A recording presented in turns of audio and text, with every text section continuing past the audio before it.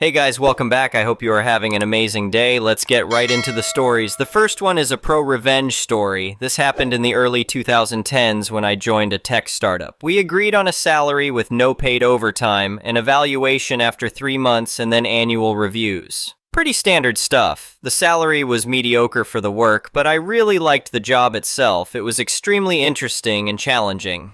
Even though the finances weren't great, I felt I'd learn a lot of valuable skills for the future. After 3 years, with 10 solid clients and several more in trials, money was finally rolling in. The conversation turned to back pay and paid overtime, plus compensation for past overtime. By that point, I'd accrued around $75,000 in overtime, which was substantial. Legally, it couldn't be back pay, so we always discussed it as a discretionary bonus. "Look, Jake," said Mark, the CEO, during one of our meetings. "We appreciate your hard work, and we want to make it right." I nodded, feeling optimistic. "I'm glad we're on the same page. I'm open to various options, including equity if cash flow is tight."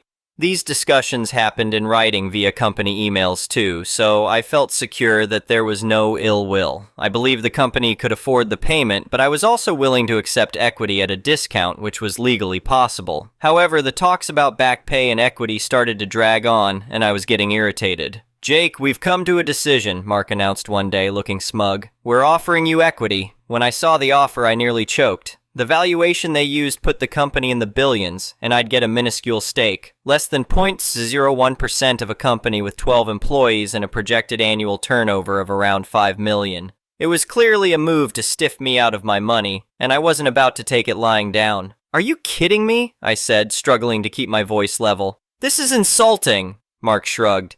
"It's a generous offer, Jake. Take it or leave it." Furious doesn't begin to describe how I felt. That very day, I handed in my resignation. This sent Sarah, the CTO, into panic mode because Mark had refused an updated contract, and I was still on a 1-month notice period with a lot of untaken paid leave. "Jake, wait!" Sarah called after me as I packed up my desk. "Can't we discuss this?" I shook my head. "There's nothing to discuss. I'm done."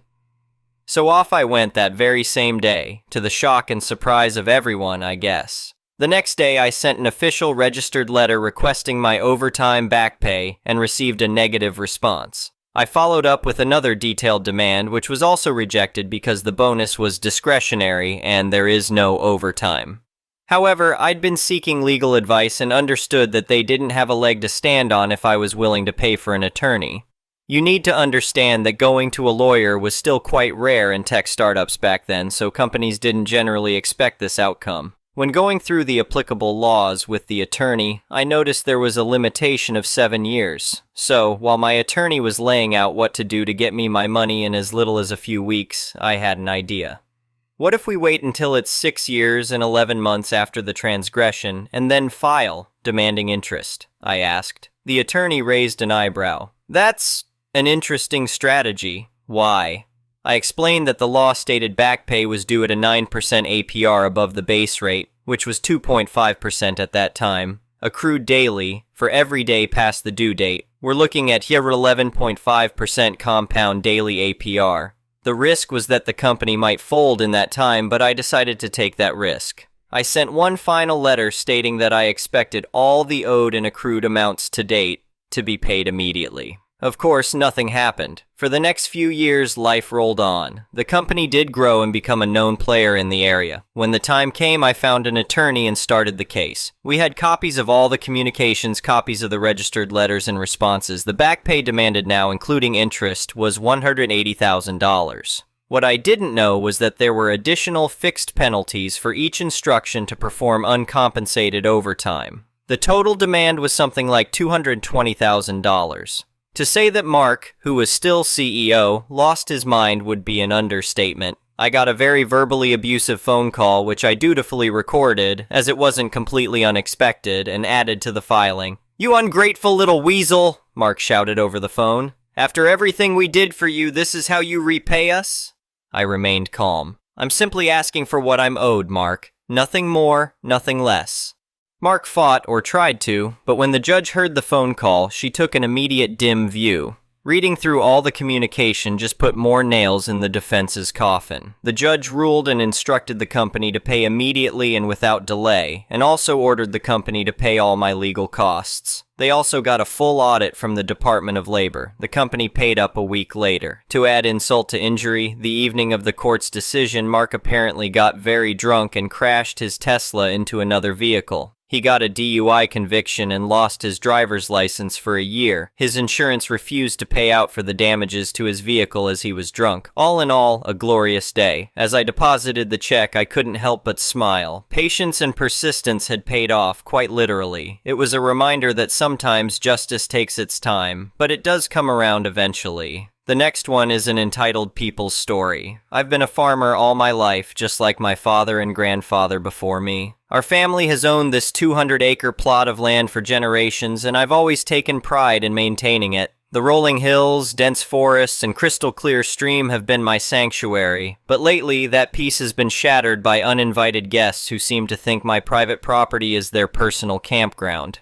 It started innocently enough. I'd occasionally spot a tent or two near the edge of my land on weekends. At first, I didn't mind too much. I remember being young and wanting to explore nature. But as word spread about the perfect camping spot, things quickly got out of hand. One Friday evening, I was out checking the fences when I heard loud music and laughter coming from the woods. I drove my ATV over to investigate and was shocked to find a group of about 20 people setting up a whole campsite. They had multiple tents, a large campfire, and were unloading coolers full of beer from their trucks.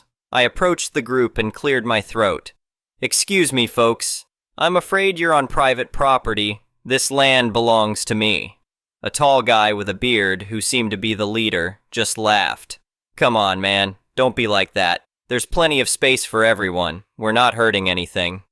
I understand you want to enjoy the outdoors, but this is my farm. It's not public land," I explained patiently. "I'm going to have to ask you to pack up and leave." The mood suddenly shifted. The bearded guy's smile turned into a scowl. "Listen here, old-timer. We drove 3 hours to get here, and we're not going anywhere. You can't own nature, man. This land belongs to everyone." I felt my temper rising, but tried to keep calm. "That's not how private property works. I'm giving you one more chance to leave peacefully before I call the sheriff." Another camper, a young woman with dreadlocks, chimed in. "You're just being selfish. Look at all this land. You can't possibly use all of it. We have a right to camp here." I shook my head, realizing reasoning with them was pointless. "I'm heading back to my house to call the authorities. You have 30 minutes to be off my property." As I turned to leave, I heard the bearded guy yell, "Go ahead and call the cops. We know our rights. You can't do anything to us." I drove back to my farmhouse, my hands shaking with anger as I dialed the sheriff's office. I explained the situation to the dispatcher, who promised to send a deputy out right away.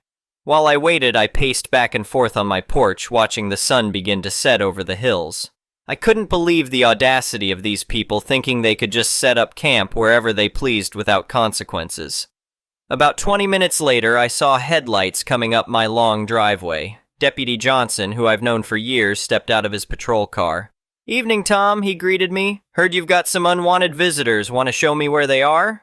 I hopped in my ATV, and the deputy followed in his car as we made our way back to the campsite. To my dismay, not only had the group not left, but it seemed like even more people had shown up. As we approached, the bearded guy spotted us and started shouting to the others. "Hey, everyone! The old man brought the cops. Stand your ground!" Deputy Johnson got out of his car and addressed the crowd. "All right, folks, I need everyone to listen up. You are currently trespassing on private property. I'm going to need you all to pack up your belongings and vacate the premises immediately." The campers started shouting over each other, throwing out phrases like public land and right to roam. The deputy raised his hand to quiet them down. "I understand you may have been misinformed, but let me be clear. This is privately owned farmland. Mr. Thompson here has every right to ask you to leave. If you don't comply, you will be arrested for trespassing. It's that simple." The bearded guy stepped forward, puffing out his chest. "You can't arrest all of us. We're not doing anything wrong. This is our constitutional right." Deputy Johnson sighed. "Sir, I assure you, there's nothing in the Constitution that gives you the right to camp on someone else's private property without permission. Now I'm going to start taking down names and issuing citations. Anyone still here in 30 minutes will be arrested. Your choice." The crowd's bravado started to crumble as the reality of the situation sank in. Some of the campers immediately began packing up their gear, while others continued to grumble and argue amongst themselves. The deputy started writing tickets, and I watched with a mix of relief and frustration as the group slowly dispersed. A few of them shot me dirty looks as they left, but I stood my ground. After about an hour, the last of the campers had finally cleared out, leaving behind a trampled campsite and piles of trash. Deputy Johnson turned to me. "Sorry you had to deal with this, Tom. You want to press charges against the ringleaders?" I thought about it for a moment. Part of me wanted to teach them a lesson, but I also just wanted this whole ordeal to be over. "No, I think the citations are enough. I just want to make sure they don't come back." The deputy nodded. "I'll make sure word gets out that this area is off limits. Might want to consider putting up some no trespassing signs, though. Could help prevent this kind of thing in the future." I thanked Deputy Johnson for his help and he headed out. As I surveyed the mess left behind, I couldn't help but feel a mix of emotions. I was angry at the entitlement of these people thinking they could just take over my land, but I also felt a twinge of sadness. I remembered a time when people had more respect for private property and for each other. Over the next few days, I put up no trespassing signs along the edges of my property. I also installed a few trail cameras just in case any of the campers decided to come back for revenge. Thankfully, they seemed to have gotten the message. As the weeks passed, things slowly returned to normal. The peace and quiet of my farm were restored, broken only by the sounds of nature and my own work. But the experience left a lasting impact on me. It made me realize how important it is to protect what's yours and to stand up for your rights, even when faced with a crowd of people telling you you're wrong. I still enjoy sharing the beauty of my land with others, but now it's on my terms. I've started hosting supervised camping weekends for local youth groups, teaching them about nature and the importance of respecting private property. It's my way of finding a balance between preserving my rights as a landowner and sharing the wonders of the great outdoors with the next generation.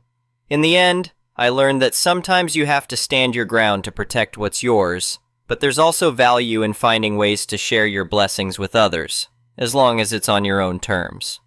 The next one is a petty revenge story. Came here because of the clique. So, here in my block we have this neighbor who is just the combination of every bad neighbor habit. To make things more visual, we're mainly talking about half a block here. The majority of the houses are 2 stories, except the one in the middle that is a car detailing and accessories store. So this store's roof makes every house on this half block visible to each other. So, the major complaint is the noise. This guy blasts trash music all day long, which would not be a problem if this guy respected the volume and time allowed. Everyone in the block has called the police because of the noise after 12 a.m. at least once. When my family called the police at 3 a.m., the police told us that the sound had already exceeded the permitted decibels since before the street began. But I guess money is not a problem for this guy because he keeps doing it. Since everybody was calling the police on him because of the noise, he decided to call the police because of the noise of a newborn baby crying. When the policemen arrived, they told the guy to duck off, so that was a mini win. Besides, this guy's also a creep that keeps staring through every window. The majority of the neighbors had installed tinted windows or curtains because of this particular guy. I literally couldn't enjoy sunlight because this dude kept staring at my window whenever my underage sister was on the room. Obviously there's more, but this were the major complaints. Cue the revenge. Since this dude is used to be awake during the night, blasting terrible music, he sleeps basically all morning and absolutely hates birds chirping because it wakes him up. You can literally hear him complaining and closing the windows when the birds start singing. So I decided to plan based on that. I asked every neighbor if they were okay with the birds chirping. The majority said they love it. Then I asked the detailing store if I could scatter some seeds on their roof to attract birds. The owner said absolutely yes because the guy threw trash at the store's roof, so every single week the owner had to clean the gutters. So I started scattering the seeds every day at 5 a.m. the store's roof, and in less than 1 week I have a full army of birds. I also started putting things like leaves, twigs, dog hair, and other things so the birds could build nests nearby. In my window there's also water for the birdies. Now, the most delicious part of my revenge was when I decided the birds needed a little treat. I have a friend that breeds insects for people to feed their exotic pets, so I asked him for 100 crickets to feed the birds. He gave me an amazing discount, and the next day I was also scattering crickets in that roof. The birds started eating the crickets, but obviously they couldn't eat them all, so the rest of the dozens of crickets that escaped ran to the nearest shelter. The idiot's open balcony. You may think, couldn't he just kill the birds or something? Well, he tried, But the odds are in our favor because the birds that come chirping on his windows are protected by ambiental law, so if he tries to harm them, he'll pay a much more expensive fine than the sound pollution one. Now, my block is the only place in the ghetto where you can wake up every day like a Disney princess, with more than 30 birds chirping and the sounds of a very distressed evil neighbor. The next one is a malicious compliance story. Background. I work in security, and our company has many different clients and no fixed posts, so I jump from site to site. The site in question, client, is one of the more complicated sites for us and has an awful work atmosphere. We man the gates, and next to the normal truck traffic, there are also multiple visitors coming, some of them so often you basically know them by name, and we just open the gate for them. Because they are here every day, one of the middle managers, Power, from client, is one of those people that think they are the most important person in the world as soon as they get a little bit of power. For example, when Power got into middle management. Now the story. Power decided that this way everybody could just come and go in, so we got the new order to not let anyone external in without getting the okay from the person responsible for them. Every external, you say? Okie dokie, this alone made DHL ups and so on not happy since we stopped them now and first called the people who take the packages from them, making them also really annoyed. It happened. Some very important people came for an appointment with Power first thing in the morning. Something much money was hanging on. The good girl I am, I tried calling Power for 15 minutes. No answer. Well, guess I can't reach Power. Means I can't let the very important people in. I told them, so sorry. Obviously they were not amused, but my idea that they could bill client for their wasted time made them less unamused. Power came 15 minutes later, his car had issues. He told me that he has a very important meeting, and if very important people come, they can go directly to him. I then told him the sad news that they were here already, and I tried to call Power for 15 minutes, but after I couldn't reach him, I did send them away as our new instructions demand me to do. The instructions were very quickly withdrawn to the earlier system, where we could let people in if we know who they are without needing to ask first. The next one is an entitled people story. I'm 23F, I don't know the ages of the couple, but they seem to be in their late 20s, early 30s. This was a flight about 5 hours long. I always pay extra and pick my seat in advance. However, due to a medical emergency on a flight from earlier in the day, I was placed on standby because the people who got displaced from that flight were placed on our flight since it was the next one headed to the same location. Fortunately, towards the end of boarding, my name ended up being called. I got lucky and was able to get on this flight. I think they switched to a bigger plane, instead of having to wait for the next flight. On this new flight, my seat ended up being the middle seat in a row of 3. When I got to my row, the man and woman were chatting and sharing a snack. It was obvious they are together. I mentioned to the man who was in the aisle that I'm in the middle seat and he got up to let me in. I asked them if they would prefer to sit together. I said I'm totally okay with that, they can pick the seats. The woman immediately reacted rudely to this. She said something like, "You're not supposed to be sitting here anyway." I explained the situation. I'm pretty sure everyone on the plane was aware of this though, as there had been announcements and rearranging happening. I offered to show her my new ticket too. It said my seat number on it. She flicked her hand at my ticket and made a disgusted sound. I offered again, if they want to sit together, to which she didn't reply. Her partner said, "It's okay," and seemed kinder between the two. I sat down. He made some small talk about how the plane must be so full, blah blah. The woman didn't wait long and eventually interrupted us. She asked me, "Did you use one of those third-party websites to book your flight? It's so frustrating when people cheap out to inconvenience others." I told her I booked direct and the only reason I got placed on standby, along with many other people, was due to the medical emergency that happened on another flight. None of us got to choose our seats. She asked me if I paid for seat selection. I told her I did. I was so done with her attitude I put my headphones on and attempted to do my own thing. This woman for the remaining 4-ish hours kept reaching over me and tapping her partner and trying to talk to him in a way that was super intrusive to me being stuck between them. I could tell even her partner was trying to engage her less so that she would hopefully stop, but she didn't. And the whole time she acted as if I was the problem in this scenario. The unforeseen part of this aside, I think they tried to pull that tactic where they don't sit together on purpose, leaving the middle seat empty, hoping no one will sit between them. But on full flights, which most are, it doesn't work. And even so, it's not the other person's fault. The next one is an entitled people story. My wife and I had just had our second child and moved into a duplex in an amazing neighborhood that had its own playground. We moved in and greeted the neighbors, a bunch of younger people, but they seemed okay. The first day after moving in, we found that they had left their 7-year-old, on a school day, outside our door with a bag of goldfish and a note asking us to watch him while they went out. This prompted me to make a call to CPS. The neighbors and I got along really well. The old guy next door repaired bikes for a hobby, and the next door neighbor did woodworking and would always come over to see the kids and send his grandkids over to play too. They warned us that our upstairs neighbors were trouble, with constant traffic going in and out and parties every single night. This was 110% true, and it got to the point where we couldn't sleep at night, and we had multiple altercations to the point of full-blown yelling matches. The landlord was useless and would do nothing to get rid of them, so I bided my time. Eventually, one night they came home in their red Mazda 3, which was destroyed. They must have hit someone and ran, so I called the RCMP to let them know. At the very least, I figured they'd get in deep trouble.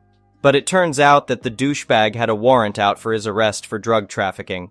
He got hauled away in cuffs that night, and Entitled Woman 2 got a visit from CPS again, as they had left their son home alone again. This wasn't once or twice, it was every single day. My wife went digging for names and found the mother on Facebook. Using public record searches, we found out that they owed Easy Home nearly $48,000 in assets as they had taken off from the original address with all of their furniture, including TVs and a huge sound system. 48 hours later, the sheriff was there with a box truck emptying their house. They took the beds, couches, TVs, the annoying subwoofer system, the kitchen set, and even the dressers. CPS came shortly after and removed the child from the house. I didn't enjoy seeing him taken away, but they never fed him, and he was always in the same clothing and it was falling apart. We went out of our way to make sure he had full meals when we could. We weren't going to let a kid starve. The douchebag went to jail for drug possession. He was out on bail and hid the drugs in a dresser they took. Entitled Woman 1 went to jail for assaulting the sheriff, and Entitled Woman 2 actually had a happy ending. As far as I know, after she lost her son, she went through multiple programs to clean herself up and started working to provide for her son. I ran into her a couple of years ago and she thanked me for what I did. I got pro-revenge on the drug dealer and his girlfriend and thankfully helped someone get on the right path. The next one is an entitled people story. I never thought I would have to deal with an entitled neighbor who believed they were above the law. But then again, who does? My neighbor was a wealthy man who owned a successful company in our area. However, his inflated ego and snobbish behavior made him unbearable to deal with.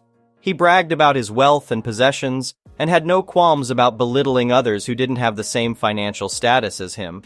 One day, I noticed that my neighbor's construction workers were digging up a portion of my driveway without my permission. It turned out that they were building an in-ground pool on my property without my consent. My neighbor wasn't home at the time, and his construction worker was unresponsive to my pleas to stop the construction. I was livid. Days later, the pool was complete, and it was partially built on my land. My neighbor knew exactly what he was doing and flaunted it by giving me sly smiles every time he caught me looking at him in the pool. I tried talking to him, but his ego was too big to admit his wrongdoing, so I went to the city to report the illegal structure. To my dismay, the city officials told me that they couldn't do anything about it because the pool was already built. They said that I should have reported it during the construction process. It was frustrating, but I didn't give up. I decided to do some research on my own and discovered that my neighbor had no permits for the construction of the pool. He was doing everything under the table and without the city's permission. Armed with this information, I went back to the city and reported my findings. The city officials were surprised and immediately ordered my neighbor to remove the entire pool.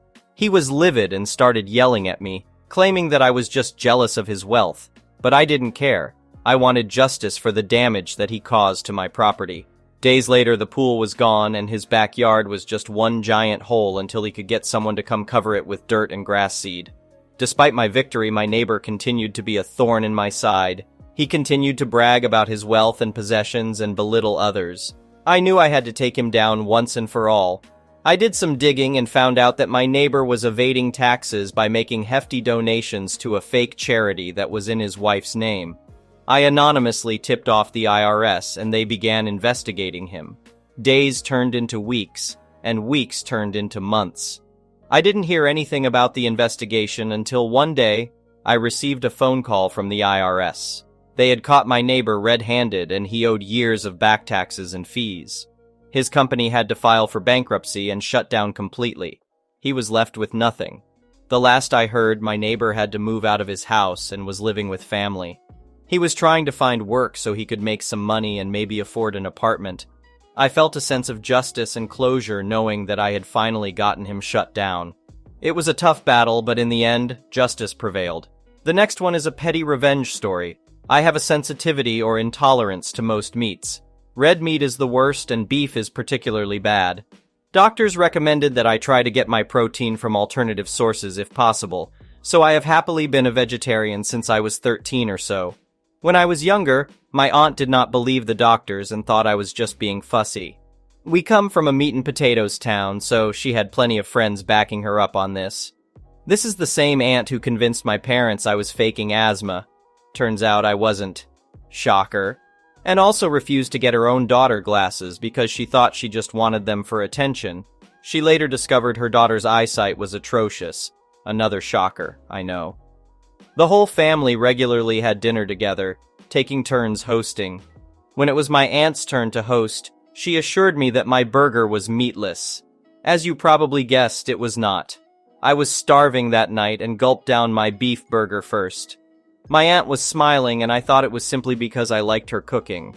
Looking back, I realized her little smirk was because she thought she had caught me in a lie or achieved whatever her endgame was. Well, a few minutes passed and I got that familiar, unpleasant feeling in my stomach. It was then that I realized what she had done and why she was smiling. When I eat meat, I almost always get sick. I just can't hold it down. So when it came time to kneel before the porcelain throne, I decided to stay put. I instead took aim at my aunt, who was seated beside me at the head of the table. The next one is an entitled people story. When my mother and her dog moved next door to the entitled neighbor, they fell in love with my mother's dog, Max. For about 2 years, entitled neighbor would come to get Max for visits. Entitled neighbor would watch Max if my mother went out of town or just so they could play with him. Entitled neighbor moved across town but still called to ask for Max visits. My mother started letting the dog go less and less, but would say yes now and then because of Ian's pleading. Just before one of the arranged visits, Max got into a fight with another dog. Max seemed to be okay. When entitled neighbor came, my mother said she was worried about letting him go because of the dog fight. Entitled neighbor promised that she would look after Max and make sure he was okay. The next day, entitled neighbor called my mother and told her that she took Max to the vet because he had a wound on his neck. Entitled neighbor also told my mother that she was keeping Max because my mother neglected the dog. My mother was devastated. My mother called the police, but they couldn't help because she had agreed to allow the dog to go with entitled neighbor. My mother had to file a civil complaint. It took 2 months to go to court. Entitled neighbor told the judge that she and my mother had always shared custody of the dog, and that entitled neighbor was the most fit dog parentitled neighbored, so entitled neighbor should have the dog. The judge explained that Max was my mother's possession, and that entitled neighbor was to return him immediately. He also said that entitled neighbor was responsible for the vet bill, and no, my mother did not have to give entitled neighbor visitation. The next one is an entitled parent story. Cast, me, EM, typical entitled cow. Frank, unlucky neighbor, previously UN before the edit. The owner of EM's house and the father of EM's baby daddy. Grandfather, an 83-yo farmer who takes no crap. Cops 1, 2, and 3. Backstory. For most of my life, I was raised by my grandfather. Nothing was wrong with my family life or anything, just a few sets of circumstances that's a whole other story in itself. We live in a suburban area surrounded by woods, and he owns about 10 acres into the woods with the boundaries clearly marked by stone walls. One of these stone walls separated my grandfather's land from a cul-de-sac, and up until now we have had zero problems with any of them. In fact, my grandfather was usually more than happy to give permission to neighbors who politely asked him to use his land, given they had a good reason. One of these neighbors had asked my grandfather if he could to dump the sticks and leaves in his yard over the stone wall. My grandfather agreed, as he rarely uses that part of the property anyway. This will be important later.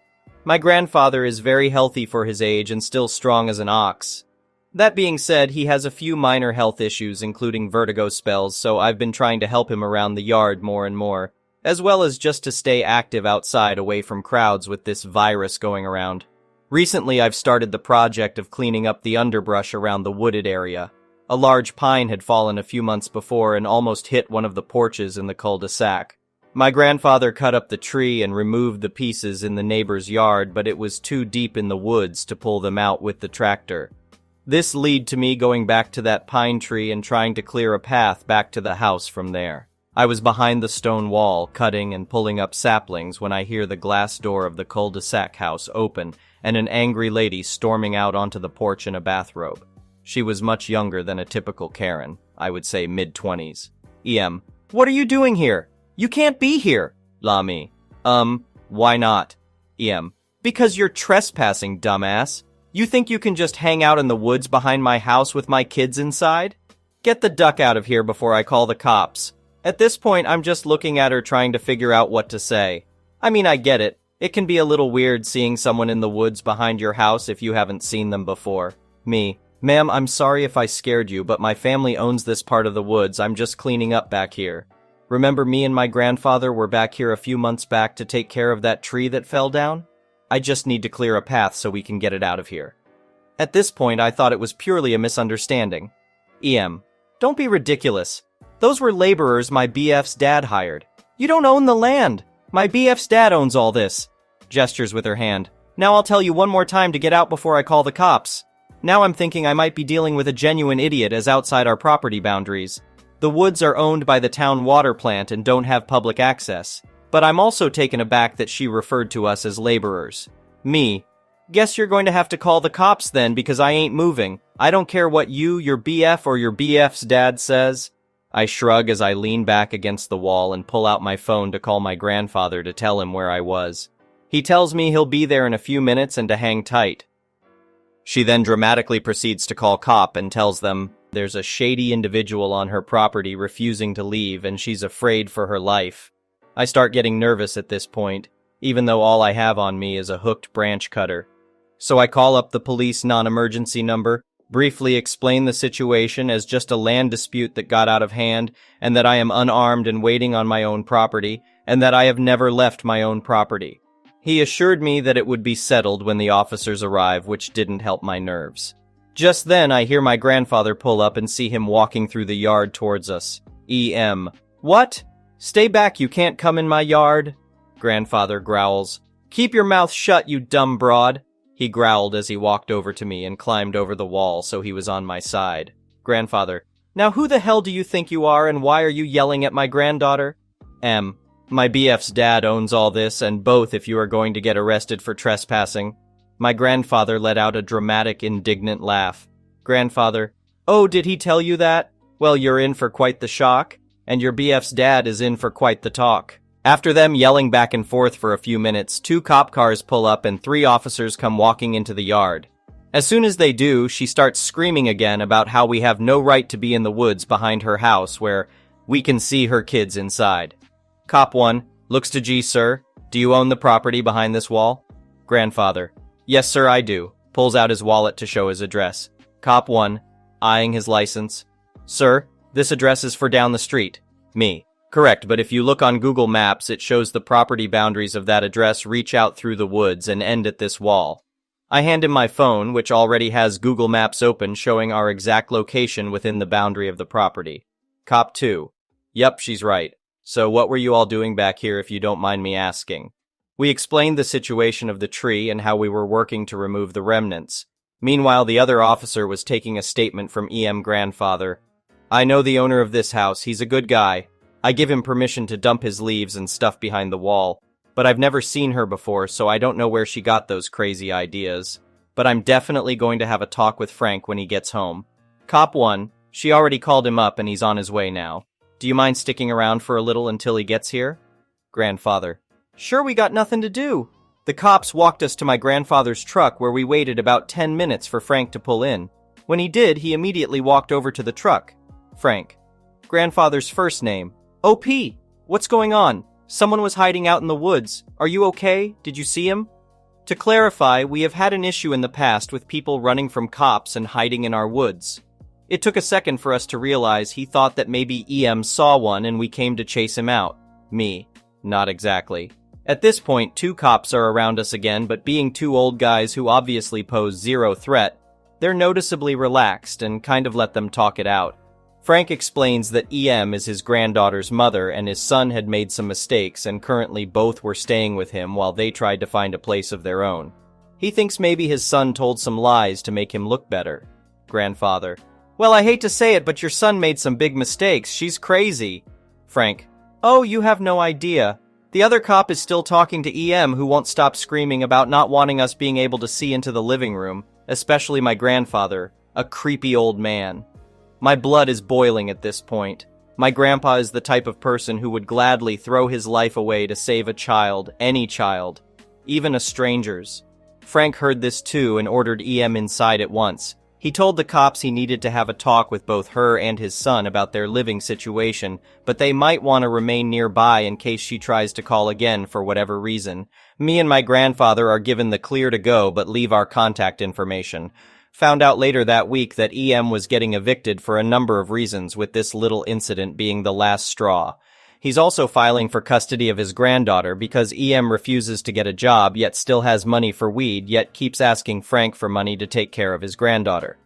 I really feel bad for her in this situation, but I have no sympathy for EM whatsoever. Entitlement at its best. The next one is an entitled people story. I often say the most evil person I've ever met was a 9-year-old girl. This is the story of what earned her that title. This happened 12 years ago. I was 8 at the time, so some of the details are a bit hazy. This story is a mix of my memories and some details I didn't find out until much later. The titular popular girl was Julie. We were friends before elementary school, but I never thought she was a nice person. Her earlier crimes ranged from destroying one of my Barbies when we were 5 to spreading the news of my parents' divorce to the whole school when we were 7. Before I was informed of it. That last one pretty much destroyed our friendship, especially after she got no punishment from either the school or her parents. It was also the event that made me realize that complaining about her to teachers or the principal was useless. I wasn't the only girl that she treated that way.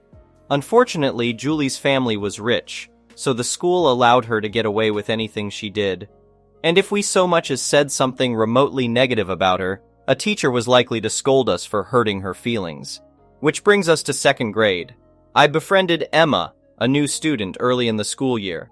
Emma came from a family of Italian immigrants and moved to my country when she was 6. She knew my language but spoke with a really strong accent and had trouble with some words. I didn't mind and we quickly became best friends. Julie, on the other hand, thought that was a good reason to pick on her. From my previous experience, I knew Julie was a manipulative bully, so I warned Emma, and she kept her distance. Another classmate I was friends with was Lola. She had a disability. I was too young to understand what it was, and I'm not sure to this day.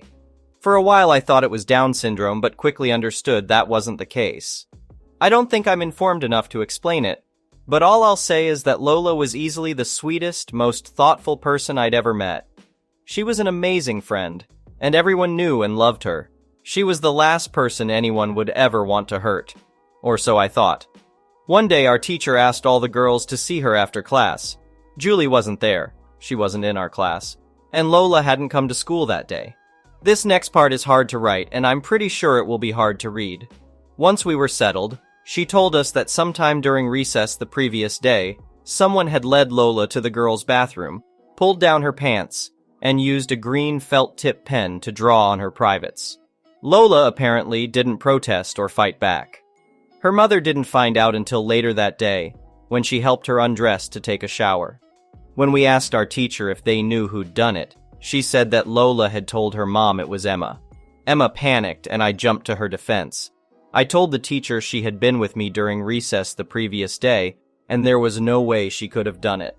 As I later found out, that didn't really matter. The school was looking for someone to blame and was satisfied with using the immigrant new girl as a scapegoat. They were already threatening to kick Emma out of the school no matter how much her friends and family insisted she hadn't done anything wrong. Thankfully, our teacher knew Emma and didn't believe she'd do anything that evil. So when we gave her the alibi, she believed us and pressured the school to make sure Lola was the culprit. Lola's mom, who also didn't think Emma had done it, asked her again. Again, Lola said Emma, but then her mom asked her if anyone had told her to say that. Lola said, "Yes, Julie." Julie had taken Lola to the bathroom, done that awful thing, and said, "If anyone asks, Emma did this to you." Lola, who didn't understand what had happened, complied and did just that. And did anyone punish Julie? Did she get kicked out of school like Emma was going to be? Did she get so much as a warning for what she'd done? No. The school buried everything. They were forced to admit Emma was innocent, but didn't say anything else. As far as anyone knew, no one knew who'd actually done it. The only reason I found out the truth is that I was friends with Emma. It took me a while to accept it, but that was when I realized that school was never going to protect me or my friends. Emma changed schools after 4th grade, and I joined her 2 years later. We went through high school together, and we now attend the same university. We're still best friends. Luckily, Lola didn't seem too affected by what had happened. She never changed. For as long as I knew her, she was the kindest, happiest soul in existence. She was still in that school when I left. I haven't seen or heard from her in years, but I sincerely hope she's doing well. I miss her dearly. Julie was never even scolded for anything she did while in that school. She stayed there for as long as I did and kept bullying me until I left. She wasn't my worst bully, but was by far the one I hated the most. Years after I left, Julie started trying to follow me on Instagram. I DM'd her to stop. She had the audacity to ask me why, so I reminded her of every awful thing she'd done to me and my friends while we studied together. She got annoyed, tried to feign ignorance, and then told me to move on and let it go, before calling me insane for refusing to do so. I told her to go duck herself and blocked her. Haven't spoken to her since. I have no idea where she is now, nor do I care enough to find out. To this day, this incident was the most evil act of hatred and bullying I've ever had the disgrace of knowing about. And it was done by a 9-year-old, who got away with it. The next one is an entitled people's story. I've always prided myself on being a good neighbor. I live in a spacious area with lots of land, but I always made an effort to know my neighbors and be friendly with them. However, there was one neighbor who made it difficult for me to maintain that mindset. Her name was Sarah, and she had always been a bit of an oddball. She didn't seem to have any pets, but one day I noticed a massive amount of hay piled up on her property for seemingly no reason at all. I didn't think too much of it at the time, but in retrospect it was a sign of the strange decisions she would continue to make. It wasn't until Sarah purchased a giant camper that things really started to go downhill. At first, I thought that maybe she was planning to take it on a long vacation, but instead it just sat on her property, unused. Then one day I saw her driving it onto my property and setting up camp. I was surprised to say the least and asked her to leave, but she refused, claiming that it was her campsite and that I should deal with it. I couldn't believe it. How could someone be so brazen and entitled? Over the next few weeks, Sarah continued to park her camper on my property, and I couldn't do anything to stop her. I tried calling the police, but they could only do so much since she was technically my neighbor and close to the property line. Sarah was taking advantage of me and using my property as her own personal campground. It was frustrating and infuriating, but I didn't know what to do. Then one night, things took a dangerous turn. Sarah decided to throw a party on my property. She and her friends were drinking, dancing, and playing music. At first, I thought it was harmless, but then I noticed smoke rising from the area where they had started a bonfire. I quickly realized that the fire was out of control and spreading quickly. I called the fire department and watched as they rushed to put out the flames. Thankfully, the fire was put out quickly, but not before it caused some damage to my property. Sarah and her friends had caused a lot of destruction, and I was livid. I called the police, and when they arrived, they finally took Sarah into custody. She was charged with trespassing, arson, and destruction of property. For a while, things were quiet, and I thought that maybe Sarah had learned her lesson. But then a few weeks later, I woke up to find her camper parked on my property again. I couldn't believe it. After everything that had happened, she was still trying to use my land as her own personal campground. That's when I decided to take matters into my own hands. I called a towing company and had her camper towed away. It was an expensive undertaking, but I felt that it was worth it to finally get rid of Sarah's presence on my property. Update. A few months after the incident, I received a letter from Sarah's lawyer. She was suing me for having her camper towed. I was surprised and a little frightened, but I knew that I had done nothing wrong. I hired a lawyer and prepared to defend myself in court. The trial was long and grueling, but in the end, the judge ruled in my favor. Sarah was forced to pay for the damages she had caused to my property and the cost of towing her camper. She also received a hefty fine for her reckless behavior. I felt relieved and vindicated. Finally, justice had been served. Looking back on the whole ordeal, I realized that Sarah's behavior had been escalating for quite some time. The hay on her property was just the beginning. I should have been more observant and spoken up sooner. I also realized that I shouldn't have tried to handle the situation on my own. I should have contacted a lawyer and taken legal action against Sarah earlier. In the aftermath of the trial, Sarah moved away, and I never saw her again. I felt a sense of relief, but also a sense of sadness. Despite everything that had happened, I didn't want to see anyone lose their home or livelihood. But ultimately, Sarah had brought all of this upon herself. The experience taught me a valuable lesson about standing up for myself and not letting others take advantage of me. It also taught me that sometimes legal action is necessary to protect my property and my rights as a homeowner. Nowadays, I make sure to keep a watchful eye on my property and my neighbors, and I'm not afraid to speak up if I see something that's not right. I've also become more involved in my community, attending neighborhood meetings and getting to know my neighbors better. It's important to me to maintain a sense of camaraderie and goodwill in our area, and I'm glad to be doing my part to make that happen. In the end, while the experience with Sarah was frustrating and difficult, it helped me to grow and become a stronger, more assertive person, and for that I'm grateful. The next one is a pro-revenge story. Sometime around 2002, my wife and I moved into an 1,100 square foot condominium with 3 bedrooms and 2 baths. We were very fortunate to get this condominium as the second owner, and we paid only $114,000, $6,000 more than the original price.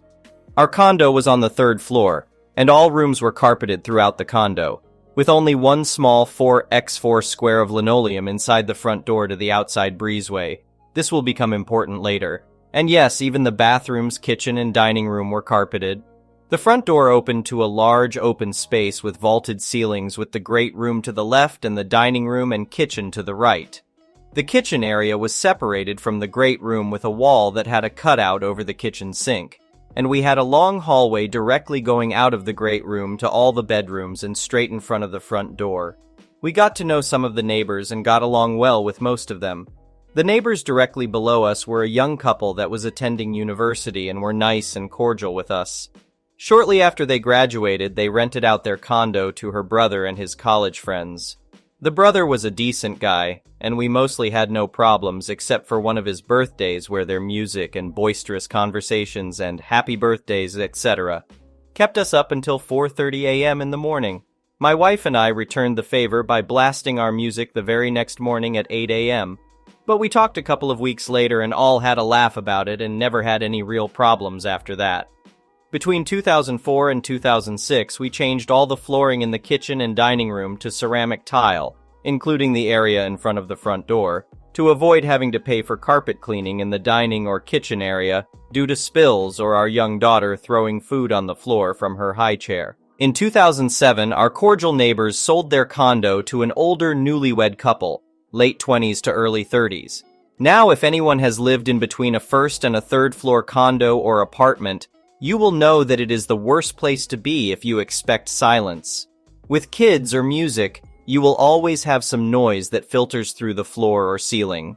I don't know what they were thinking or expecting when they moved in there. I was blissfully unaware that the condo had been sold until one day about a month later, I brought home a powered subwoofer and hooked it up to my home theater sound system around 6 p.m. I promptly put on an action flick with some big explosions and sat down to enjoy the new and improved immersive sound. After a little bit of gunfire and 2 explosions, I hear the doorbell, ding-dong.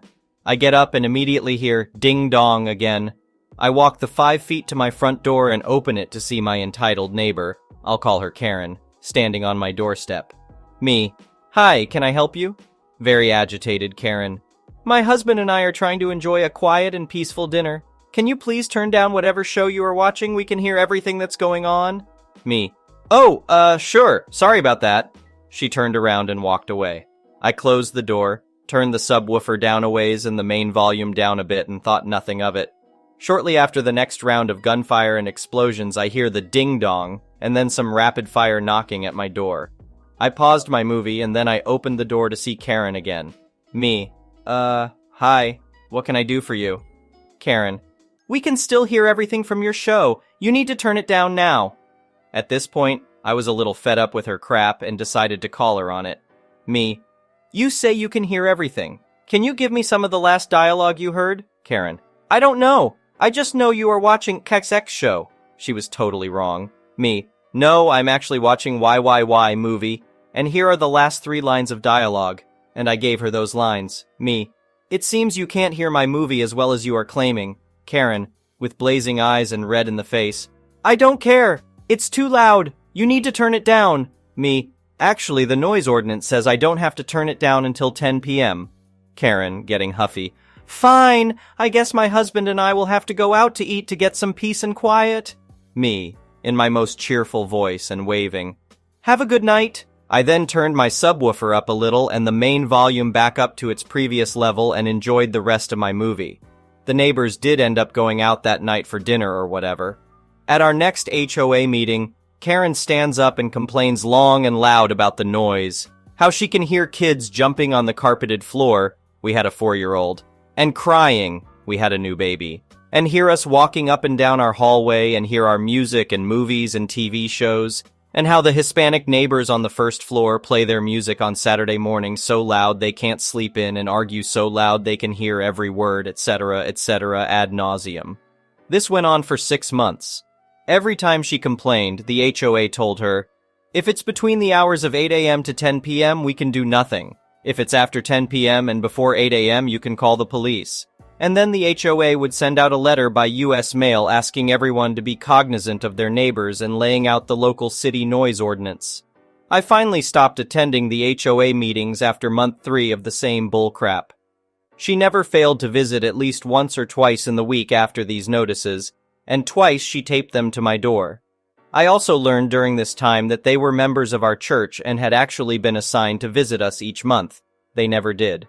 Cue the pro-revenge. Around the 6-7 month mark of her constant complaints and harassment, and even a couple of visits from some very apologetic police officers after 11 p.m. at night, they said they could hear nothing outside of my condo door, we decided to upgrade our flooring. We knew this would inflame our entitled neighbor, but we didn't care as we were tired of the constant stream of complaints from them. We chose to extend the entry tile all the way from the front door, down the long hallway to the master bedroom door, and we wanted to tile the bathrooms as well. We also went with a light coffee-colored bamboo hardwood in our great room. So demolition first. We tore out the carpet and tack strips and pried the base molding trim off the walls. As I'm removing the last of the nails from the walls and subfloor, about noon on a Saturday, wouldn't you know it, bang, bang, bang from the front door. Me. Yes? Karen, can you keep it down? I'm trying to have a pampered chef party. Me. Sure. I promptly finished pulling or driving in nails, and then proceeded to bang my hammer all over the subflooring like I was driving loads of new nails for the next hour, and made sure to turn on my stereo to the local hard rock station and turn it up for the next 4 hours. FYI, the one Saint Floor neighbors were already blaring some great mariachi music. They did this every Saturday and Sunday as they cleaned their condo from top to bottom. We then rented a hardwood floor nailer that, in addition to compressor noise and too loudly driving a nail into the flooring and subfloor, also had to be struck with a large dead blow hammer. Bang, bang, bang. It took us 3 days to install the coffee-colored bamboo hardwood flooring in the great room, and we were sure it was driving Karen absolutely batty. We ended up installing an awesome tile inlay down the hall, had tile running from the front door to the master bedroom door along the great room side of the divider wall, tile in the dining room, kitchen, and both bathrooms. We got the base molding on, more nail gun and compressor fun, and caulked. The new floors looked amazing, and the bonus was, every time a hard shoe like my daughter's favorite Sunday shoes she wore everywhere every day, or high heel, my wife chose to learn how to do everything in 4 6-inch stilettos during this time, struck the floor. It was like the impact echoed through our perfect floors. All this was due to our neighbor complaining. It was also in preparation to sell our condo as we had grown out of it by this time. We sold it within 1 month of listing at $160,000. During closing, the real estate agent for the new owners told us that the floors absolutely sold this place. We also sold at the very top of the real estate boom right before the real estate market crashed.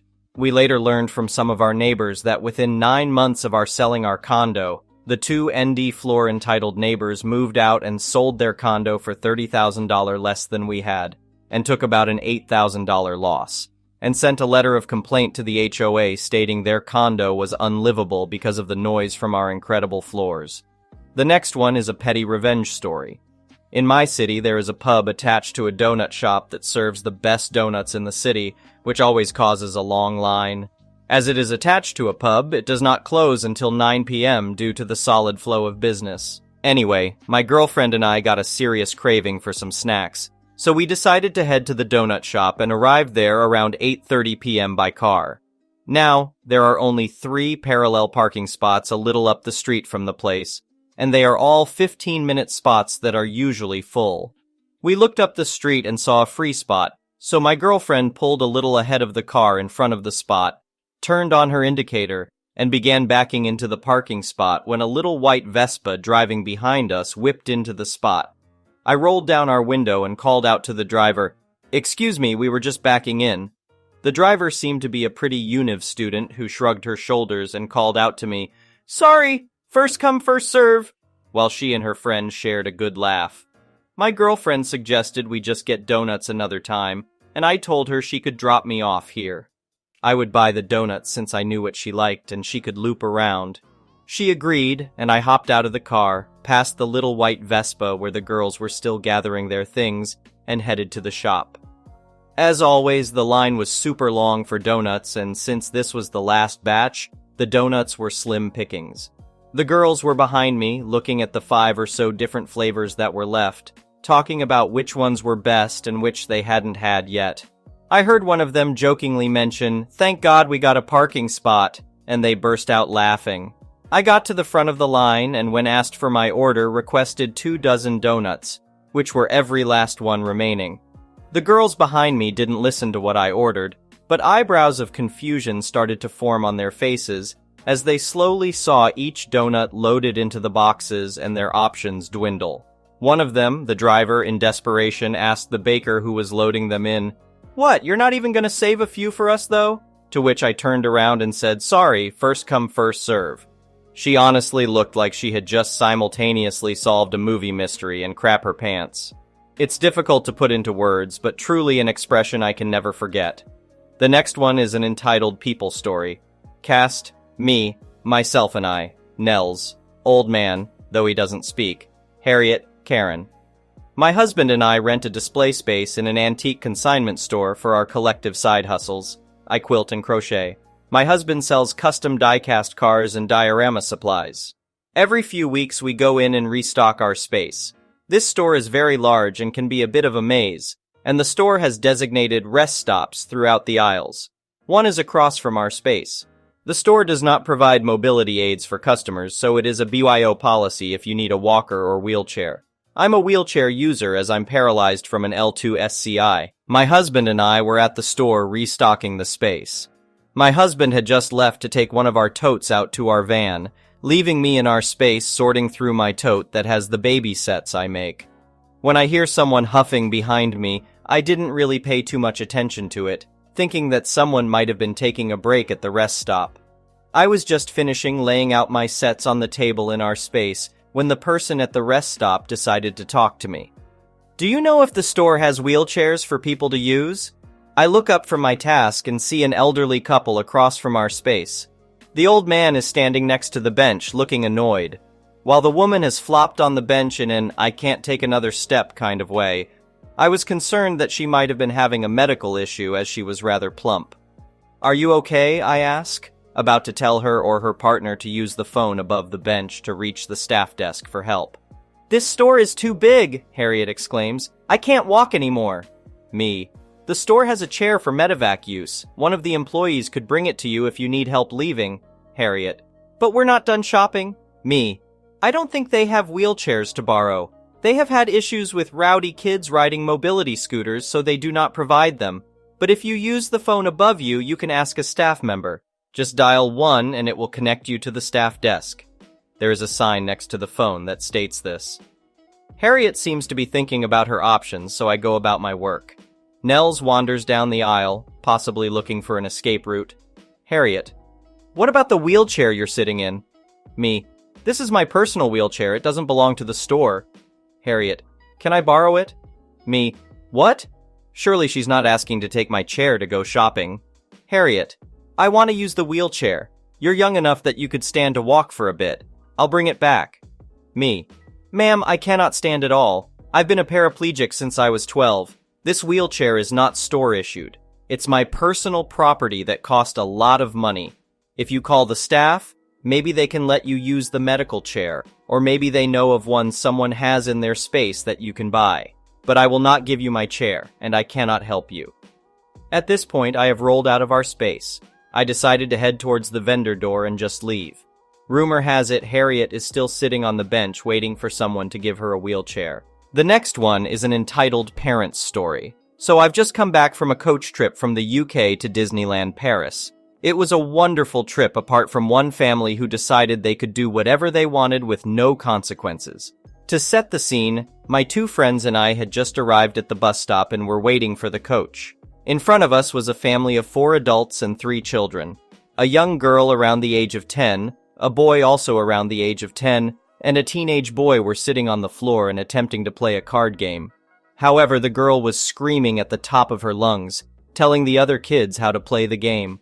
The adults tried to intervene once, got sworn at by the child, and then gave up. My friends and I exchanged glances before resorting to sending each other memes silently voicing our discontent. Luckily, we were seated at the front of the coach and the family was at the back. We could still hear the girl yelling all the way, but we let it slide because, hey, we're going to Disneyland and they're probably just excited. We went on to have a wonderful couple of days in Disneyland, completely forgetting that this family even existed, until it was time to come home. You see, dear reader, we are broke, so we had booked a coach that left Disney at 8 p.m., arriving back in London at 4:30 a.m. It's a given that you'd want to sleep on the coach. Well, as we waited for our coach to come and collect us, there we were reminded of that child's piercing screams and shrieks as she ran around the car park and in front of cars, while the adults once again did nothing. My friends and I exchanged worried glances, but it was only the beginning. Once on the coach, people started pulling out neck pillows and blankets, ready to attempt to sleep, but not that family. They talked loudly about their trip and complained that the coach driver hadn't put the radio on for us. People were already grumbling, but the family paid them no mind. When we reached Calais, it got worse. The driver asked for a volunteer to collect everyone's passports and bring them to the front. One of the adults, and the girl's mother, volunteered and had to sit at the front with the driver while sorting the passports. Well, the child decided that was an invitation to run up and down the aisle between her parents before loudly demanding that her mother sing Happy Birthday in Welsh. This was at midnight. After border control had checked our passports, the mother decided to hand some of them to her children, but that wasn't good enough for the little girl who kept screaming at her mother to give her more. Apparently no was not a word she could understand, and she simply kept screaming. Even when people stated they were not comfortable with children handling their passports, the kids still got to hand them out. And then we finally boarded the ferry at 1:35 a.m., ready for a quiet crossing. We were wrong. Initially, my friends and I had sat in an area with a kids' play area. We quickly realized and relocated to a quieter area of the ship so we could try and grab some sleep. People around us were sprawled out on benches with blankets over their heads, and mothers had sleeping children in their laps. We found a quiet corner and started to doze off. Then we heard it. That same piercing shrieking, all from that girl. They were running up and down the length of the ship, shouting and shrieking as they went. People were being startled awake every single time they went by. Other children were beginning to cry because they were tired. The teenage boy was literally winding up the younger two, making them shout even more. The adults of the group were absolutely nowhere to be seen. Eventually, I snapped. After a particularly piercing shriek, I yelled, "Quiet, please! It is 2 o'clock in the morning and people are trying to sleep." Several other murmurs of agreement surrounded me. They went silent, looked at me, and ran off. I knew what was coming. We all knew. In marched one of the adults. Not the mother, just another one of the adults. "What did you say to the kids?" she demanded, loudly, of course. "I said quiet, please. There are people trying to sleep." I gestured to the people groggily emerging from their blankets to see what the commotion was. "If you've got a problem, speak to an adult. Don't shout at kids." "Well, where were you?" "Down there," she points. "They were at the opposite end of the ship. So why weren't you with them? They're hyper. Kids are going to be hyper. Again, it's 2 o'clock in the morning and people are trying to sleep. You should have come and talked to us." "How was I supposed to know who you were or where you'd be?" "Whatever, just don't shout at kids." And then they left. Was it the end? Oh no, they continued their shrieking and running. When we attempted to find the adults as they had requested, they had moved and were nowhere to be found again. The girl also tried to stare me out a couple of times. I think she was trying to intimidate me, which is laughable. Eventually, the ferry trip came to an end, and I waited until the last possible second to get back on the coach so that they wouldn't have to walk past me. I was thanked several times by fellow ferry passengers in both French and English for my attempts to shut those kids the hell up. I do wonder how much of a problem it would have been if I woke their kids up at 2 a.m. The next one is an entitled people story. Living in a suburban neighborhood, I never thought that a simple misunderstanding would escalate into a full-blown legal battle. I had always kept to myself, barely interacting with my neighbors, but things took a turn when my neighbor falsely accused me of stealing his lawnmower. It all started when I noticed that my neighbor's lawnmower was missing from his shed. I didn't think much of it and assumed that he had taken it somewhere for repairs. However, a few days later, I received a note on my doorstep accusing me of stealing the lawnmower. I was stunned and immediately confronted my neighbor to clear things up. He was extremely agitated and yelled at me, saying that he knew I had stolen his property. I explained that I had nothing to do with it and that I had no idea where his lawnmower was. However, he refused to believe me and threatened to sue me for theft if I didn't return it. Despite my best efforts to clear my name, things only escalated from there. One day, I woke up to find that my neighbor had put up no trespassing signs on my property. I was shocked and angry. He had no right to put signs on my property without my permission. I decided to confront him again, but he refused to answer the door. A few days later, I received a letter from his lawyer stating that I had trespassed on his property and that he was going to sue me for damages. I was devastated. I had never trespassed on his property and he had put up the signs on my land. I knew I had to fight back and hired a lawyer to help me. The legal battle was long and grueling. My neighbor's lawyer tried to paint me as a thief, but I had evidence that showed that the signs were on my property. I presented this evidence to the court and the judge ruled in my favor. My neighbor was ordered to take down the signs and pay for my legal fees. I thought the nightmare was finally over, but I was wrong. A few days later, my car was vandalized and someone had spray-painted "thief" all over it. I immediately suspected my neighbor, but I had no way to prove it. I installed security cameras all around my property to catch whoever was responsible. It didn't take long before I caught my neighbor on camera trying to damage my car again. I called the police and had him arrested. In court, my neighbor tried to deny everything, but the security footage proved his guilt. He was found guilty of vandalism and ordered to pay for the damages to my car. He also had to pay a hefty fine and was put on probation. As for me, the whole experience left me feeling violated and anxious. I never thought that my neighbor could turn into such a malicious and vindictive person. However, the court ruling brought me some closure, and I was glad to have the issue finally resolved. The next one is a pro-revenge story. A bit of backstory. I live in a predominantly Mormon area, and I am not Mormon. I receive quite a bit of criticism from my across-the-street neighbor because of the religious difference. I'm assuming. We've never interacted before he started messing with me. He currently has 10 children. About a month ago, on trash day, he told one of his kids to kick my trash can over into the street. The kid did it, and I witnessed everything. This is not the first time he has kicked my trash over, and I figured it was a lost cause to go over there and ask them for some decency more than I already have. That same day, I was reminded by a friend about how I used to have a pen pal when I was younger before I moved. Later that night, I was browsing the web looking for a pen pal when I stumbled across a cool-sounding site. prisonpenpals.com. I visited the site, and after clicking through a few dodgy links, was brought to an array of different prisoners who were looking for a pen pal. After doing a bit of browsing from there, I stumbled across a fellow who is on death row for 1 saint-degree murder. Feeling bad for this guy, but not wanting to give my address out, you send an email, the guards print it out and give it to the prisoner, who then write you a letter and deliver it to your physical address. I remembered the a-hole across the street. More out of curiosity than malice, I proceeded to write a very detailed letter about how I am a trapped, secretly gay Mormon man with 10 kids who is looking to start an extramarital affair with a prisoner. I put in his address and send.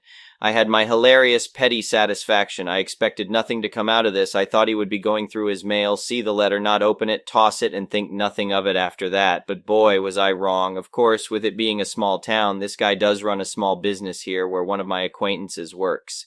I went in just earlier today and chatted with my acquaintance before he told me. "Oh my God, did you hear about neighbor?" I said no because I hadn't, and he filled me in on all of the details. Apparently, one of the neighbor's kids had brought in the mail, only for his wife to find it and read the letter from this prisoner responding to the joke letter that I wrote. I don't know the specifics of the letter, but I do know that his wife threw a fit when he arrived home and made him pack his bags. My acquaintance informed me that this was not the first time neighbor had started or tried to start an affair with another man, and apparently this was the last straw for her. I am still shocked, horrified, and extremely amused by this predicament. The next one is a petty revenge story. My buddy Steve has worked at a small business for over 10 years. Most of his time there has been pretty alright, but recently it has become a remarkably worse place to work. Steve is the most senior employee outside of management, and by far the most productive. He's always training new hires, working extra hours, helping other departments, you name it. Pretty often, Steve will come in for a couple of hours on his day off to take care of backed up paperwork and general housekeeping of his department. This does wonders for keeping the department running smoothly, especially when they are busy. Management knows about this and approves. Going into the holidays this year, they are absolutely slammed, as usual. Orders are backing up and it's all hands on deck, extra hours, full tilt. After another 60-hour work week, Steve has a couple of days off. On his second day off, he decides to go into work for a few hours. He knows his co-workers are likely too busy to be taking care of the side stuff, so he's being a team player and helping out. While he's finishing up and about to leave, Steve's manager comes up to him and they have the following conversation. "Hey Steve, quit messing around, get back out there and do your job," the manager says. Steve replies, "Hey manager, sorry it's my day off. I'm not scheduled to work this shift. I'm just helping out, leaving in like 5 minutes. The manager replies, "The hell you are, get your ass out there." Steve says, "Nope, not happening, I'm going home." The next day, Steve is predictably brought into the office, dressed down and written up for insubordination. But there are a few things about Steve that you should know, which his employers knew but either forgot or didn't care about. Steve has been getting fed up with his employer for a while now. Steve is quite financially stable as he works in a high-demand industry, and his wife also has a fantastic, well-paying job. Steve is about to become a dad. In fact, he is very, very close to becoming a dad, right after the holidays, most likely. So Steve is in the manager's office, just finished getting talked down to, and handed his write-up to sign. Steve signs his write-up and hands it back, along with an envelope with a short letter inside. "What's this?" the manager asks. "My 2 weeks' notice." Cue the backpedaling. The manager is apologetic, asks for Steve to at least finish the holiday rush. Big Boss comes in and offers a raise if he stays, the whole shebang. Steve turns it all down. Now Steve's former employer has to get through the holidays without their most reliable worker, which will take at least 2 or 3 new hires to cover. Meanwhile, Steve can enjoy the holidays without stress, help prepare for the arrival of their baby, and start looking for work again when they're good and ready. The next one is an entitled people story. I opened a liquor store in my hometown this year, which my girlfriend and I are running together. Last night I posted to this subreddit about something else that happened. In that post I referenced this story and saw a couple of people asking about how I was able to legally charge this lady 15% extra, and my girlfriend said I should tell the story. 4th of July weekend and we were prepped for the busy weekend. Although around 8 o'clock things had started to slow down. In the store, we have a TV which I use to run ads for different events, benefits, few things for my store, and a couple other businesses in town. When we have no customers in the store, my girlfriend, my employees are allowed to do the same, and I connect the TV to our phones and we'll stream Hulu or YouTube videos. So we're standing there watching Family Guy when the door opens. I walk up to the register while my girlfriend is turning the TV back to the ads we have running. This lady, who easily looks like she's in her late 40s, maybe early 50s, walks in looking absolutely furious. Before I can say hi, she yells, "Does your manager know what you're doing?"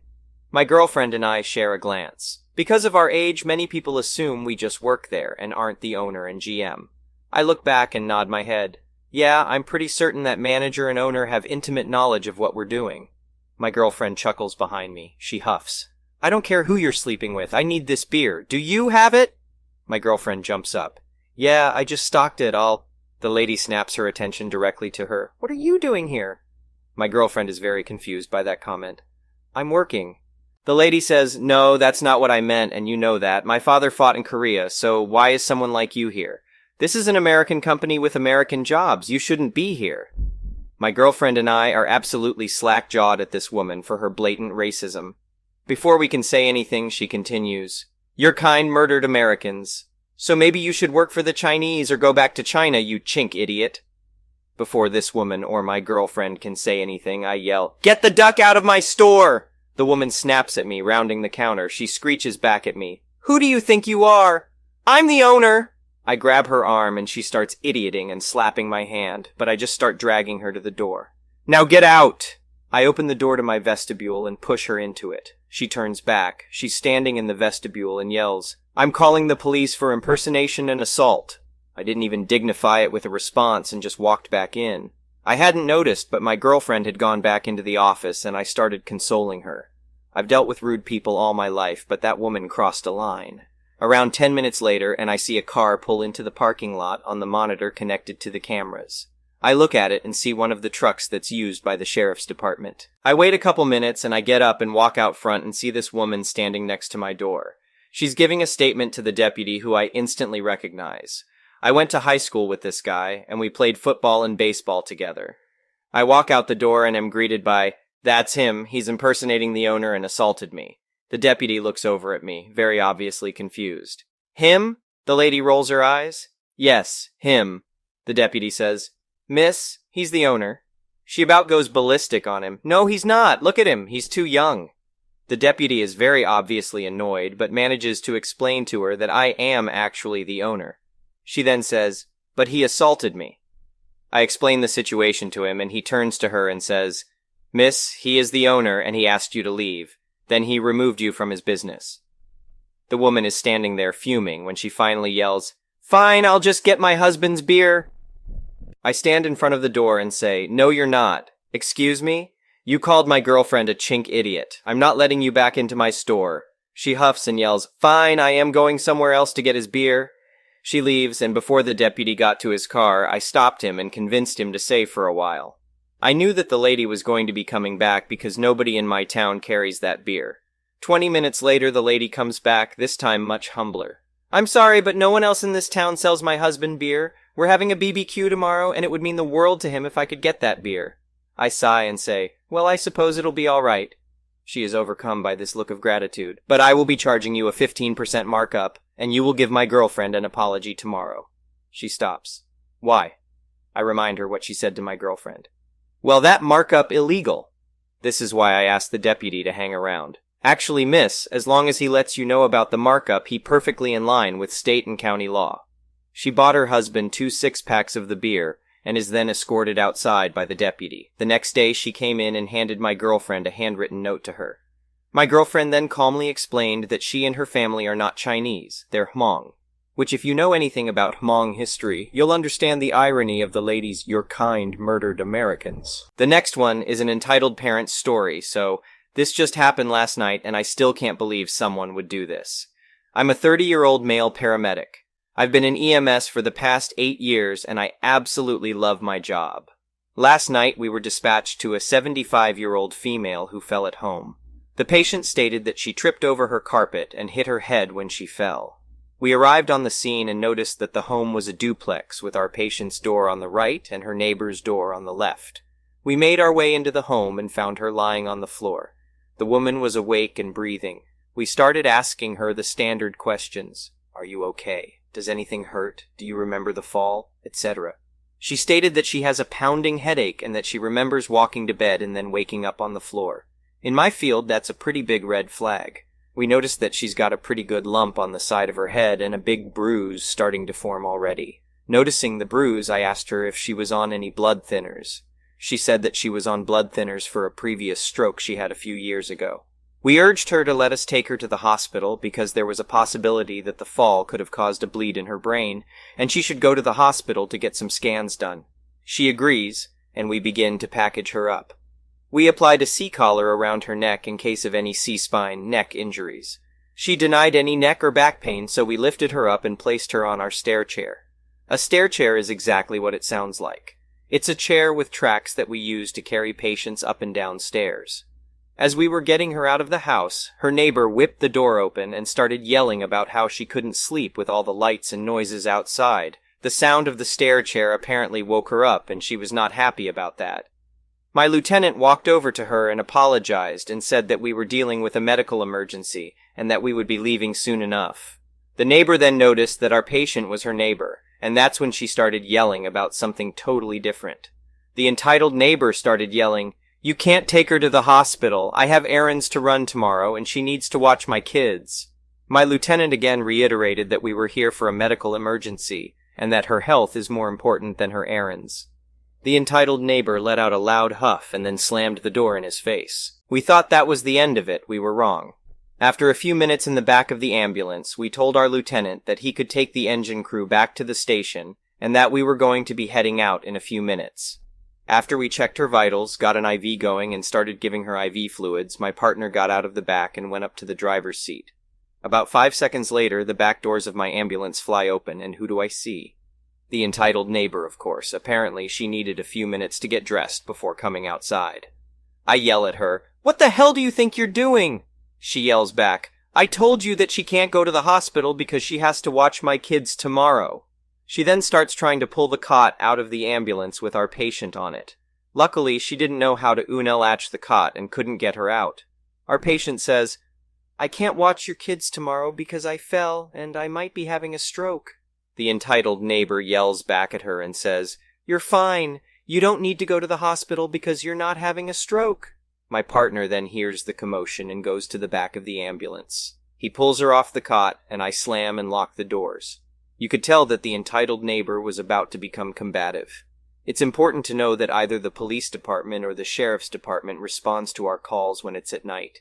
Because of where we were, it took a few minutes for the sheriff's department to show up on the scene, but he got there just in time. I couldn't hear much through the door, but I saw the officer get out of his cruiser with his taser drawn. My partner runs back up to the driver's seat and starts heading to the hospital. The last thing I saw through the back windows was the entitled neighbor stomping towards the officer and then her hitting the ground after being tased. Super satisfying to watch. I was talking with my patient and asked what that was all about, and she said that the entitled neighbor would just drop her 3 young kids off at her house and leave for several hours at a time with no notice. My patient had no idea that she was supposed to watch the kids at all, because again, the entitled neighbor never even gives her a heads up about these things. Like I said in the beginning, this happened last night, so I don't have any updates, but I'll post an update when I learn more. Small update. My contact at the hospital said that the patient does not have a bleed. She does, however, have a really nasty-looking bruise on her face from the blood thinners. It's incredibly common. She will most likely be going home soon. There is no update on the neighbor. I probably will not hear anything back until my next shift day. Update. I got in touch with the officer on that call, and he said that the woman was not formally charged with anything. The patient is back home now and resting comfortably. Like I said before, the hospital found no signs of a bleed, and she was discharged the next day. She was advised to file for an order of protection from the neighbor, but I don't believe I will ever be privy to that information unless something happens again. I read a majority of the comments, and most people are saying to contact Elder Abuse and DCFS. The only problem with filing those reports is having concrete proof. We never actually saw any children, so we can't really say that they are abused or neglected at all. We can say that we have a suspicion, but for all we know, they could be living their best lives at home with the entitled parent. If the entitled parent had left and abandoned her kids, then that's another story. Calling DCFS without any signs of child abuse and just working off hearsay can just cause more problems if the accusations are unfounded. The same can pretty much be applied to elder abuse. We have no actual proof of elder abuse occurring. The entitled neighbor was not involved in the actual fall, and there was no suspicion for any kind of financial, physical, emotional, or social abuse. The way our patient talked about the kids getting dumped on her was in more of an inconsiderate way and not in an abusive way. The next one is an entitled parent's story. This happened yesterday after I got off work, and I'm rather peeved about it. I just went into my local supermarket to buy some quick groceries before going home and making dinner.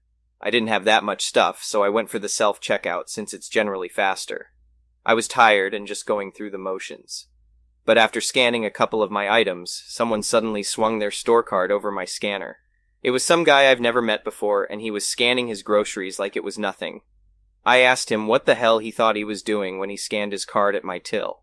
He just tried to ignore me, but I got louder, so he finally just said that he needed the rewards points for the gas station, and I countered by saying, "You think I don't? I own 2 vehicles." The guy tried to go back to ignoring me, so I called for an employee to void my transaction so I could start over using my card. That's when the jerk finally stopped what he was doing to yell at me. He pointed out how I was wearing a suit and probably had a well-paying job, so I didn't need to worry about money for gas, and he needed the points more than me. I told him that it didn't matter what he thought. He doesn't know me, we're not friends, and I use my rewards points for fuel, nor is he entitled to them from my purchases. Finally, an employee showed up to stop the fighting, and the jerk tried to say to her that I was taking his rewards points. I pointed out I couldn't be taking his points when they're at my damn till, and he scanned his card at my till before I could scan mine. The jerk kept trying to talk over me as I said all that too. The timid girl working at the self-checkout basically took off and called for a manager's help. I stood and waited, and the jerk kept glaring at me the entire time. Well, the manager showed up, and the jerk tried repeating the same nonsense. But the manager made him shut up while he was talking to me. And when I explained what happened, the manager voided my scans and let me start over. And I made sure to scan my card right away this time. Then the manager gave the jerk an earful and told the guy that he better not do that ever again, or he'd be banning him from the store for 6 months. The jerk went a bit white, then red as he took his groceries and stomped out the door. And I mean the kind of stomping you see an angry kid do. The manager apologized to me and said this sort of thing happens more often than you think. I really hope I don't encounter that jerk again. I was half expecting to see him waiting for me in the parking lot or something. But thankfully he was long gone. Thank you for watching. I would really appreciate it if you could like the video and subscribe to our channel if you haven't already. We'll see you again tomorrow.